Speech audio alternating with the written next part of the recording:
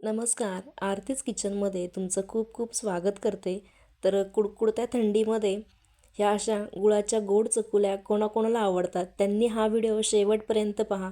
आणि जर याच्यासोबत तुमच्या काही आठवणी असतील तर कमेंट करून नक्की सांगा. तर चला, वेळ न वाया घालवता लगेच रेसिपीला सुरुवात करूया. तर ही रेसिपी खरं तर मी लहान असताना माझी आजी बनवायची आणि बरेचसे जुने लोक अशा पद्धतीने बनवायचे. तर चला, तर याच्यासाठी आज माझ्याकडे सकाळच्या शिल्लक राहिलेल्या एक 4 पोळ्या होत्या. तर आज आपण त्याच्यापासूनच गुळाच्या गोड चकुल्या बनवणार आहोत.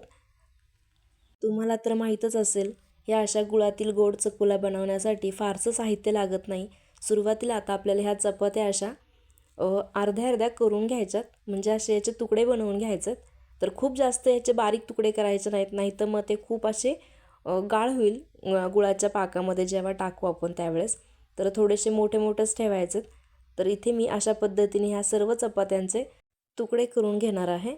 आता खरं तर आपण ज्यावेळेस लहान होतो त्यावेळेस आपली आजी किंवा आई अशा पद्धतीने गुळातील चकोल्या किंवा मग वरणातील तिखट फोडणीच्या चकोल्या ह्या नेहमीच करायचे. शिळी चपाती वगैरे उरली तर त्यांचा हा ठरलेला मेनू असायचा की फोडणी देऊन तिखट चकोल्या कर किंवा मग असे गोड करायचे. तर आज तीच पद्धत, तीच रेसिपी मी तुमच्यासाठी घेऊन आलेले आहे. एक जुनी आठवण पुन्हा एकदा ताजी करावी वाटली त्यामुळे. आता इथे चपातीचे तर तुकडे करून तयार झालेले आहेत. आता हे साईडला ठेवून देऊयात. तर तुम्ही ते बघू शकता, खूप जास्त मी हे बारीक केलेलं नाही आहे. आता हे साईडला ठेवू आणि याच्यासाठी लागणारं साहित्य सांगते. तर आपल्याला फक्त इथे आता 1 वाटी गूळ लागणार आहे आणि 1 ग्लास पाणी लागणार आहे. आपल्याला फक्त इतकंच साहित्य लागणार आहे याच्यासाठी. आता सुरुवातीला आपल्याला कढईमध्ये पाणी गरम करायला ठेवायचं आहे. जर तुम्ही चपाती जास्त घेतलेली असेल तर तुम्हाला इथे पाण्याचं प्रमाण थोडंसं जास्त वापरावं लागेल. मी इथे मोजून 4 चपात्यांसाठी 1 ग्लास पाणी आणि 1 वाटी गूळ घेतलेला आहे. आता इथे पाण्याला उकळी वगैरे काढत बसायची गरज नाही आहे. पाण्यामध्ये लगेच आपल्याला गूळ टाकून घ्यायचा आहे. आता गूळ एकदा पाण्यामध्ये छान असा मिक्स करून घेऊयात. आता याच्यामध्ये आपल्याला 2 चमचे साजूक तूप टाकून घ्यायचं आहे. आणि अगदी सोपी पद्धत आहे, बनवायला देखील खूप सोपं आहे आणि खायला तर त्याहीपेक्षा भारी लागतं खरंच. गूळ देखील आपला पूर्णपणे वितळले गेलेला आहे आता आणि पाण्याला देखील छान अशी उकळी आली आहे.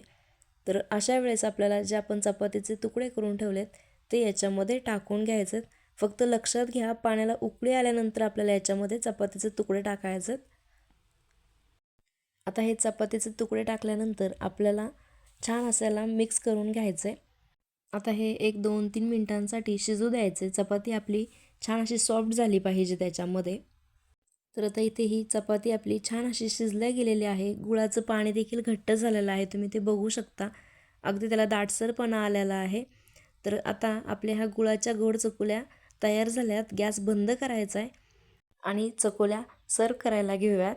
तर मस्त अशा ह्या थंडीमध्ये वाफळत्या गुळातील गोड चकुल्या बनवून एकदा तरी नक्की खा. कोणाकोणाच्या घरी अशा पद्धतीने ह्या गुळाच्या चकुल्या बनवल्या जातात त्यांनी कमेंट करून नक्की सांगा. आणि सर्वात शेवटी आता याच्यावरती मस्त अशी साजूक तुपाची धार टाकायची आणि गरमागरम ह्या गोड चकुल्या खायला सुरुवात करायची. तर तुम्हाला आजची रेसिपी आवडली असेल तर व्हिडिओला लाईक, शेअर व सबस्क्राईब नक्की करा. पुन्हा एकदा भेटूया अशाच एका नवीन रेसिपीसोबत. तोपर्यंत धन्यवाद.